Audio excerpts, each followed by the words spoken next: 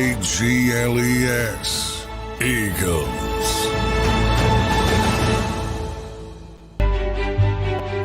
Just what makes that silly old ant think he can move a rubber tree plant? Everyone knows an ant can't move a rubber tree plant, but he's got high hopes. He's got high hopes. He's got high apple pie in the sky. I hope so when the Phillies play a game that's too long against the New York Mets. And man, it gets really nerve-wracking.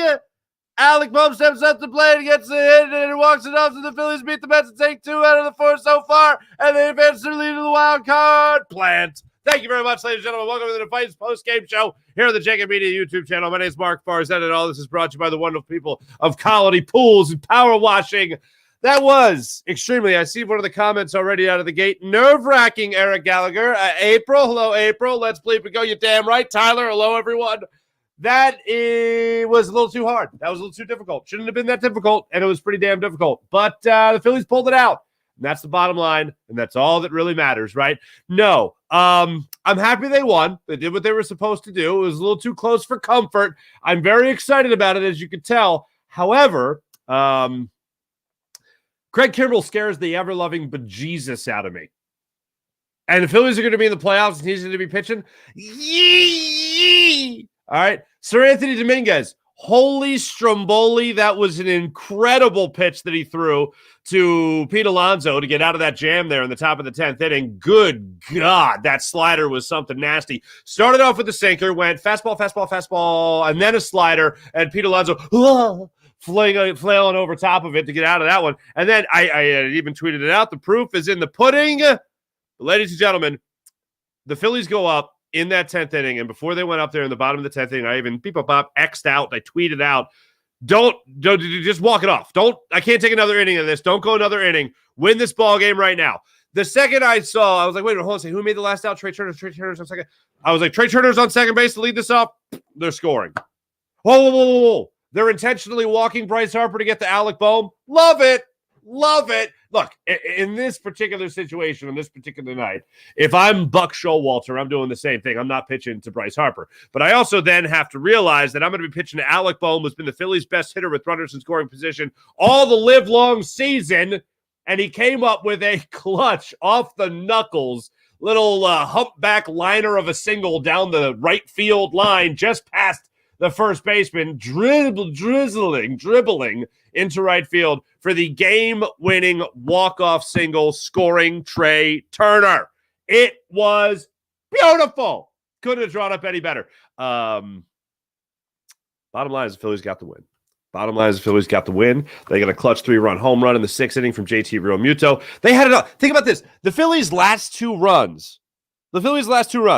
So they get the bomb of a home run by JT Realmuto to make it a 3-2 ball game. They were down 2-0 in the 6th. JT Realmuto hits his 20th home run of the season, blasted to left field. We'll talk about that a little bit more later. Then in the 7th inning, Kyle Schwarber's at the plate, and he just puts one off the knuckles into shallow left field, which scores Johan Rojas after he stole second and took third on a throwing error. You get a little humpback liner into left field, shallow left field for an RBI single.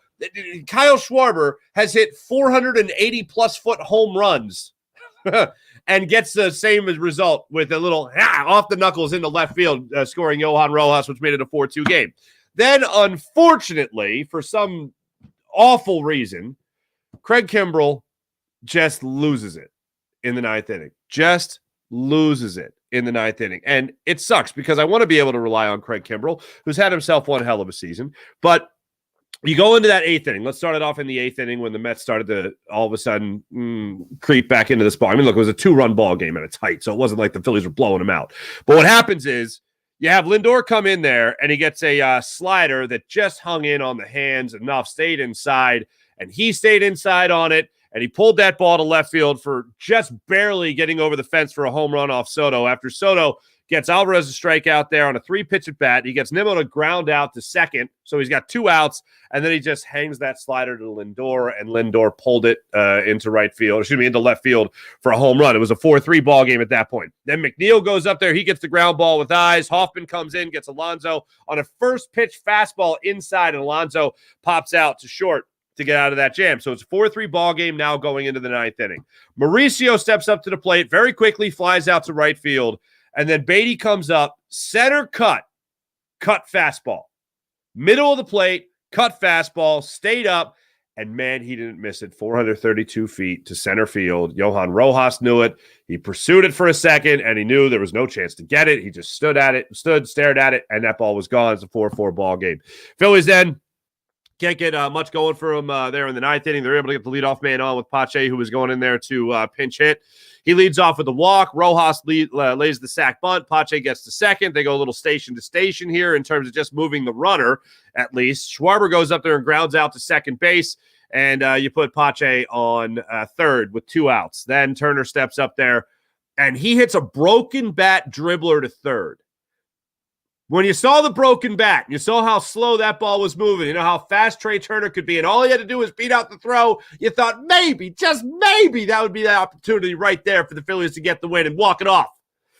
Just wasn't meant to be. By a quarter of a step, Trey Turner was thrown out at first, and now you go into extra innings. Sir Anthony Dominguez, man, this was interesting. For so many reasons, this was interesting. Lindor forgetting what the count was.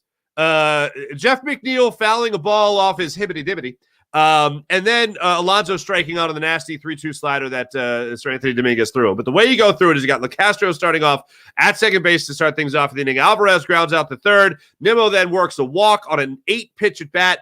Lindor ends up striking out. But before he strikes out, he takes 11. Dominguez at one point threw 11 straight fastballs before throwing a slider to Lindor. Then he had a called third strike that was high and away. That was called a ball, unfortunately. But it was a strike. JT, I think they even mentioned it on the broadcast, not really framing the pitch well.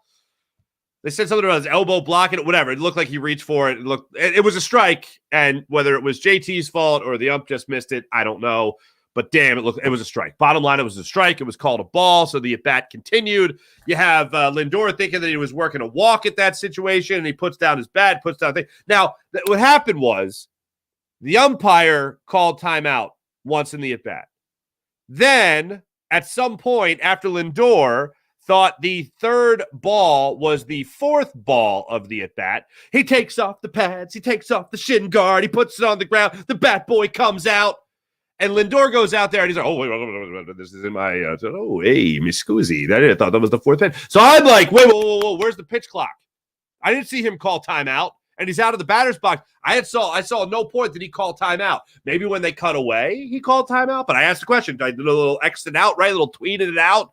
And then they cut back to the action, and I see Trey Turner throwing his hands. I'm like, whoa, what happened to the pitch clock? Then Rob Thompson comes fee-fi-fo-fumming out, and he's like, oh, what the hell happened to the pitch clock? And the umpire there, who was behind the plate today? Ryan Blackney was out there, and he goes, I called timeout, and then I awarded a timeout. So there was 2 timeouts and the 1 at bat. Bush League, okay? Bush League, if you ask me. I always forget how hot it is in this hat. Good God. Anyway, hold on. Let me put it back in its rightful place so I don't upset the mojo. There we go. Yeah, it looks weird. Anyway, so they get out of that inning. Finally, they get out of that inning. Thank goodness gracious they get out of that inning somehow magically. They get out of that inning, and all is right with the world, and all feels great with the world. So then they go in. They strike out Lindor, which was fantastic. Then after they get that out, that's when McNeil stepped up, and he ended up working a walk. Someone explained to me how Jeff McNeil, after fouling a ball off his hibbity-dibbity, is not out forever. Somebody, I had the thought of, I had some Mets fan friends of mine that were at the game tonight, and I remember they were really feeling themselves when the Mets got Verlander and Scherzer and all that jazz, right? They were really excited about it and everything. And I felt like, I don't know if you guys have seen, I won't reference it directly, but I'll just go back to the future. When they were like, oh my God, we got all these guys, our future's amazing. And I wanted to be like, no, let me tell you about your future. And then the future would be McNeil getting hit in the old hibbity-dibbity. That's the best way, I think, to sum up the Mets year. That's the best way possible. So that is fantastic. McNeil ends up working the walk after he fouled a ball off his it's been covered. We talked about it. Okay. Alonso then strikes out on a nasty 2-2 pitch to the slider that he just went over top of. It was fantastic. Then you go into that 10th inning, bottom of the 10th inning, and the Phillies get the walk-off win in the way I previously described to you. It's a win against the Mets. All right. They weren't going to be easy. They're never going to be easy. But this one, it felt like a win. Even when the Phillies were down 2-0, it felt like a win. When it didn't feel like a win was when Craig Kimbrell gave up the home run. That's when when Beatty hit the home run, 432 feet, I was like, oh, maybe not a win. But when JT Realmuto hit that home run in the 6th inning, hit the 3-run home run in the 6th inning, I thought, okay, there you go. I was waiting for that. I felt like that was around the corner. And JT Realmuto, what was interesting about his night tonight, because he was struggling early, including in the 4th inning. So his at bat previous, just before the home run in the 6th inning, he steps to the plate in the 4th inning. Harper leads off that inning with a single to left field. Bohm flies out to center field. Stott strikes out. Then Realmuto steps up with Harper on first and 2 outs. Realmuto took a 2-2 fastball down the middle of the plate. Totally caught off guard. Didn't see it. I don't know what the hell happened. But that's a ball JT Realmuto can put into the stands. And if you're looking for home run number 20 on the season, that would have been it right there.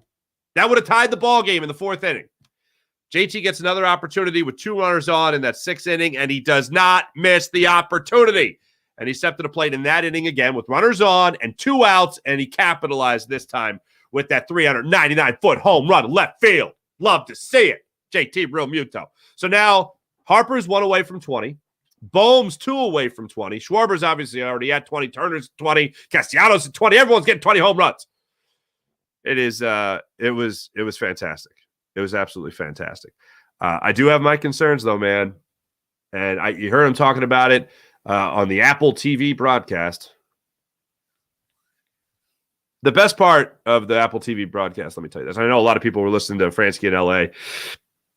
For some reason, it wasn't clicking. I don't know. I had some stupid issue. I couldn't listen to it. So for some reason, I couldn't click over to it. And the best part of the broadcast by 1,000,000,000% was when the Fanatic went into the booth. When the Philly Fanatic went into the booth, I knew there'd be less talking from the announcers. And it's the Philly Fanatic. How do you not smile when you see the Philly Fanatic? You know what I'm saying? But the Phillies got the win. It was a hard-fought win. Not all of them are going to be easy. I will say this, McGill, who was the starting pitcher tonight for the Mets, he had some good stuff going for himself tonight. Absolutely some good stuff going for himself tonight. Fantastic that the Phillies were able to come out on top in this game, even though the Mets are a far inferior team, I believe. Bottom line is you found a way to win. You found a way to win. And you look around the rest of baseball right now and teams you're competing with. San Francisco Giants just started things off in Los Angeles. Bottom of the 1st inning. They're the 2nd game of the Twin Bill on Apple TV. The Cubs won. They're 6-0 over the Colorado Rockies. The Milwaukee Brewers, 16-1. They beat the Miami Marlins. The Miami Marlins lost 16-1 tonight. That happened. The Arizona Diamondbacks lost 7-1 to the New York Yankees. That makes you feel warm and fuzzy inside. And now, as we sit here at this very moment in the wild card standings of the National League, the Phillies have their best lead yet. They are up 4 games on the Diamondbacks right now. They have a 5-game lead at this moment on the Cubs, who occupy the 3rd and final wild card spot, with the Marlins getting obliterated tonight. It's the Marlins looking up at the Cubs by a game, and the Reds are a game and a half out of that 3rd and final wild card spot as of right now. And I thought I saw the Reds were in action tonight. They lost to the Pirates 7-5, and that's where we sit right now at this moment, with the Phillies getting their 85th victory of the season. Phillies, 85 wins, 69 losses. Nice. That's where they're at as far as this season is gone, and I'm just happy to see that they actually won this ball game. We'll give you what the look ahead is going to be for tomorrow's game. Phillies and Mets play game 3 of this 4-game series tomorrow, and couldn't be happier. 4:05 start time, by the way, in the afternoon. Hey, before I get to the chat, here's one thing I am going to say. I'm a Scott Rowland fan. I've always been a Scott Rowland fan. I didn't like how it ended here in Philadelphia, but I didn't want him to leave Philadelphia. I didn't like the whole baseball heaven remark when it happened. I still don't like the whole baseball heaven remark when it happened. But I always appreciated his talent. If I was at the ballpark, I would have cheered him. I said when I did Sports Take today with Gunner, I filled in for Rob Ellis today on Sports Take here on JAKIB Media's YouTube channel, and I said, my prediction is that the Phillies fans cheer Scott Rowland. It's not going to be a thunderous cheer. There might be a couple smatterings of boos, but the headline on Saturday morning will not be Philadelphia boos Wall of Fame inductee and Hall of Famer Scott Rowland. Was not going to be the headline because it wasn't going to happen. And sure enough, Phillies fans, I believe you did the right thing. You gave the man a warm welcome back to South Philadelphia. One thing I will say, it's a personal story about an interaction I had with Harry Kalas. I want to say it was 2003, 2002 or 2003, when the Phillies honored Harry and Whitey at Veterans Stadium. And they gave away a bobblehead, a dual bobblehead of Harry and Whitey, and I still have it. And they had Harry Kalas go out and address the crowd, and it was a beautiful thing. It was a packed veteran stadium, okay, for this bobblehead and to honor Harry Kalas. And the Phillies were playing the Cardinals, and Scott Rowland was back in town. So it was shortly after the trade. So yeah, it must have been 2004. Yeah, I would say 2004. Yeah, and it was pretty wild. No, 2003. As I go back and forth in my head, I'm sorry. But either way, it was at the Vet, and Scott Rowland was in town as a member of the Cardinals. And by then, we had all hated Scott Rowland at that point. So I remember I was sitting with Harry Kalas when I was working on a TV show, and it was just Harry and I talking. And I've set the scene before about this, but one thing I didn't tell you guys about was that Harry Kalas just told me how much he wanted Scott Rowland to stay in Philadelphia. He really loved Scott Rowland. He was really upset that they couldn't work it out and he couldn't stay here in Philly. And anyway, fast forward to that honoring day of Harry Kalas at Veterans Stadium, and the Cardinals were in town against Scott Rowland, and they had a convertible ready to drive Harry Kalas around. And I remember being at that game, Scott Rowland, right before Harry Kalas got in the convertible, Scott Rowland jumped out of the dugout at Veterans Stadium for the Cardinals. Immediately, all of Veterans Stadium starts booing Scott Rowland at this moment. Scott Rowland walks right up to Harry Kalas. They embrace in the warmest hug imaginable, and Scott Rowland goes over and he opens the door for Harry Kalas to get in the convertible. Tonight, Scott Rowland shouted out Harry Kalas and how much he missed him. And in that conversation I had with Harry Kalas, Harry told me that he was so moved by Scott coming out of the dugout, especially when he knew he was going to hear it from the South Philly faithful, that he was so touched and so moved that Scott Rowland came out and did that just because he wanted to show his respect and his appreciation for Harry Kalas and his incredible career. I'll never forget Harry Kalas telling me his version of that story, as I was an onlooker and a fan and a guy who was booing. And then a couple of years later, I'm sitting next to Harry Kalas, and he's telling me his side of it, man. It was pretty amazing. So Scott Rowland, congratulations on getting on the Phillies Wall of Fame. And Philadelphia, good job giving him a warm welcome back to South Philly for his Wall of Fame induction. Let's get into the chat check and see how you guys are feeling about this game tonight. Tyler Bowles, thank you to the Yankees beating the Diamondbacks so far. You're damn right. What a game. Was so stressful. Oh my God. 85 now, Tyler. 85 and 69. Nice. The more intensity situations. Oh, no more high intensity situations for Sir Anthony Dominguez. Eric Gallagher, I concur. April. We just stick Kimbrel in a locker somewhere. I'm so tired of him. They should go Rookie of the Year. Pitching coach locked in the snack area. Is that what they did? Daniel Stern in that movie? I believe that's what they did. But let's go get rid of Kimbrel. Absolutely. So many missed strike calls, a lot of them tonight. Jim says, fighting, Phil's fighting. The Fightins fighting. Absolutely. My wife, oh, wait, what happened here? My wife has Apple TV on her phone, but she got a shingles shot and is cross with me? What? Had to listen to the radio broadcast? Maybe she was just trying to protect me from Kimbrel and Sir Anthony. Maybe. Shane Mack. What a name, Shane Mack. Let's go. Dynasty 215. What's going on? Let's go. Absolutely. Dynasty, you know it's going to be a good one when the Fanatic hat comes on. You're damn right it's going to be a good one. It's going to be a great one. I didn't want to lose to the Mets tonight. Folks, on a personal note, this is my third show of the day.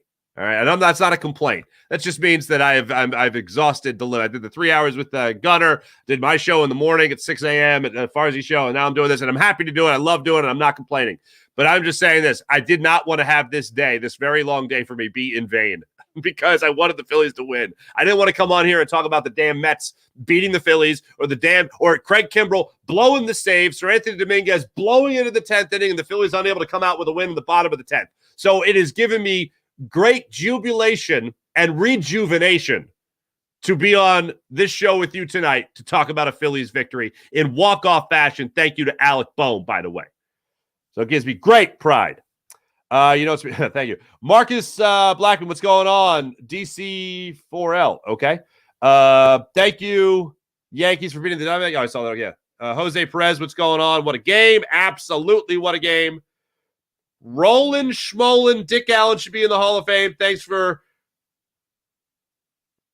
recommending the Kelsey documentary. Made me wistful and teary. Oh, Greg, that documentary is perfect. The Kelsey documentary is absolutely incredible. John Messina, a win is a win. Yeah, I agree. But you know what else? A win is a win, but I would prefer a win where my heart doesn't take, half innings off at a time. That would, if I could be so greedy to ask for me not nearly dying, if it could happen. If I could just have that, that'd be great. By the way, I don't know who it was. It might have been Phillies Nation that did the story. But I talked about this a bunch of times. It's not outside the realm of possibility. When the Phillies had that incredible infield, just think about this for a second. Howard, Utley, Rollins, Rowland. Chooch. Think about that. Think about that as a 2008 lineup. That's incredible. Now, as I have thought about this before, because I'm a nerd, one of the things I thought about was, hey, that Pat Gillick guy, he knew how to build a winner, right? He knew how to build a winner, okay? He traded away Bobby Abreu. Bobby Abreu, another guy that got booed when he came back here as a member of the Dodgers.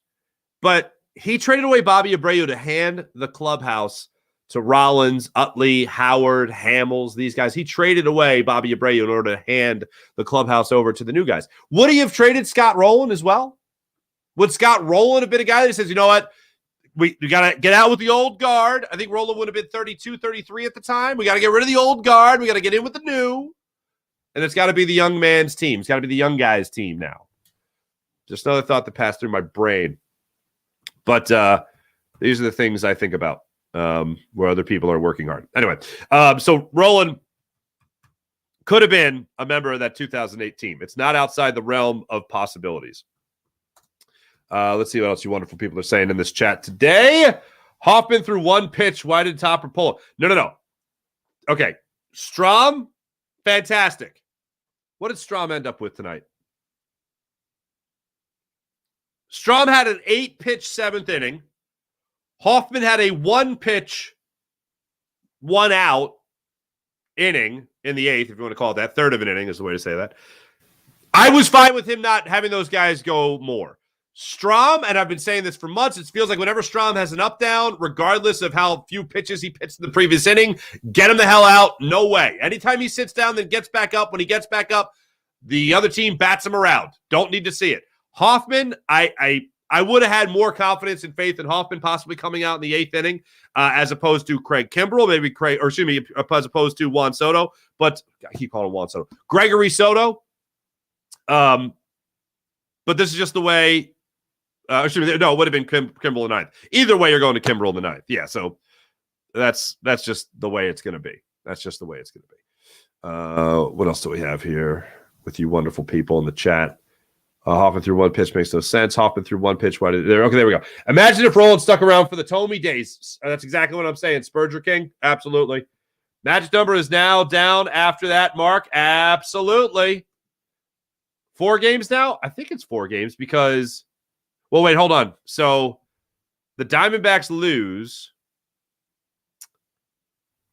Diamondbacks lose to the Yankees. Cubs win. So Cubs occupy the third.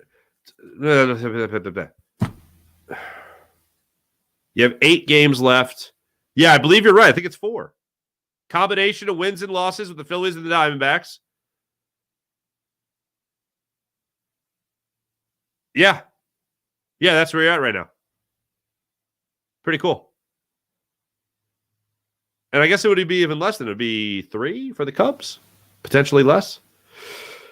Yeah, I was not good at math, but all I know is just keep winning, baby. Just keep winning, and I'll be right with the world. Oh, so the Marlins getting destroyed. Okay, that makes more sense. Marlins getting destroyed. Match number down to 3, says Jeffrey Todd. I hope so. Thank you, Brew Crew. Absolutely, my heart wanted to leave my body. Phillies hold the tiebreaker with the Diamondbacks. Rick, yes, they do. They hold the tiebreaker with everybody, which is fantastic. So that's obviously a phenomenal thing. All right, here's what we're looking at for tomorrow's game, ladies and gentlemen. Phillies are going to be back at it against these New York Metropolitans tomorrow. Zach Wheeler getting the ball again for the Phillies, looking to build off a great start that he had against the Atlanta Braves. Jose Quintana gets the start for the Mets. As for Zach Wheeler, going for win number 13. That was the other thing. The Phillies, and blowing this game, Taijuan Walker was in line for his 16th win of the season. Now, I know wins aren't what they used to be, but still, 16 wins is 16 wins. That's pretty impressive, regardless of a 4.30, 4.40, 4.50 ERA, whatever the hell he's got now. But Zach Wheeler, 12-6 in the season with a 3.63 ERA. He is coming off of one great start against the Atlanta Braves. Another 6-inning performance where he allowed just 1 run. This was on 3 hits, and the 1 run was a home run. He issued 2 walks in the 7-1 Phillies win over the Braves. He's only had 1 big blow up in his last couple of starts, and that was another start against the Braves, unfortunately. 6 runs, 6 runs, 7 hits. Gave up 3 long balls in that one. But now he's going to take it to the New York Mets. That's what I'll cross my fingers for in this game against his former mates. He has not faced the Mets this year. Oh, he's faced the Mets once this year. And the Mets got to him. That was back a long time ago. June 25th, he pitched 5 1/3, allowing 5 runs on 9 hits, did give up a home run, 2 walks, 8 strikeouts, 107 pitches. And it was a 7-6 Phillies win over the Mets. So go figure. That's the one start he has had against the Mets so far this year. As for Jose Quintana, here's what he's bringing to the ballpark tomorrow against your beloved Philadelphia Phillies. 4:05 start time, so it'll be a late afternoon game. Jose Quintana, of course, a left-handed pitcher, 3-5 on the season with a 3.02 ERA. He is coming off back-to-back starts where he went at least 5 innings, allowing no more than 2 runs. In his last start, he got taken for 2 runs on 8 hits in 6 2/3 against the Cincinnati Reds. That's what he's bringing to the table tomorrow is the lefty, Jose Quintana. Ladies and gentlemen, Phillies get the win over the New York Mets in walk-off fashion, thanks to your boy Alec Boehm coming to the plate with a runner on first and third and nobody out. They intentionally walked Bryce Harper to get to him, and he delivered in that instance with Trey Turner crossing the plate for the game-winning score. Thanks for watching. This is brought to you by the great people at Colony Pools and Power Washing. Let Colony Pools and Power Washing pressure wash your house to get ready for the winter. And also close your pool for the winter as well. Give them a call at 302-762-2250. That's 302-762-2250 if you live in Delaware, Delco, or Chester County. Give them a call, 302-762-2250. Colony Pools and Power Washing. Let them pressure wash your house and take the pressure off you. My name is Marc Farzetta. This is the Fightins Postgame Show on the JAKIB Media Sports Channel. Alex Schmidt produced the program and did a wonderful job. Have a great rest of your night. Go Phils. See you guys tomorrow after the 4:05 start time. Bye.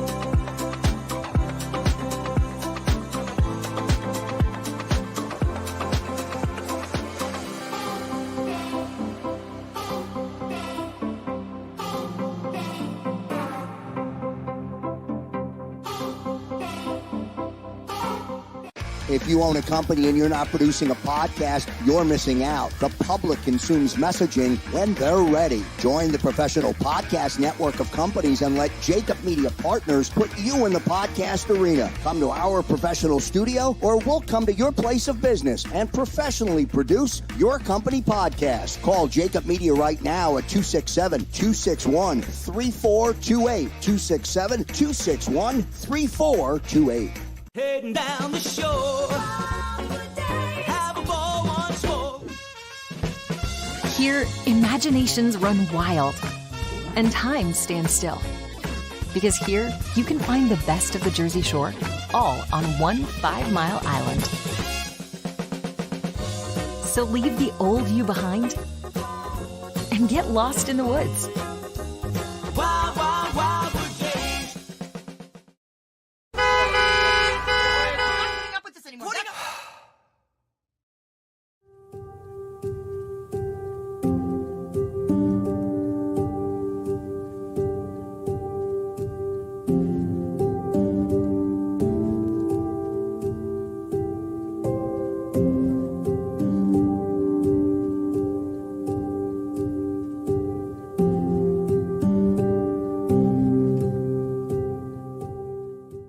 Score and save in southeastern PA and Delaware with Colony Pools this football season, and let the experts close your pool with a custom Merlin safety cover in green for the birds. And if you join our Winter Watch team, we'll give you another 20% off, and Colony Pools will handle it all. Keep your tiles on your pool, not in your pool. Fly with Colony right now, Birds fans. Visit flywithcolony.com.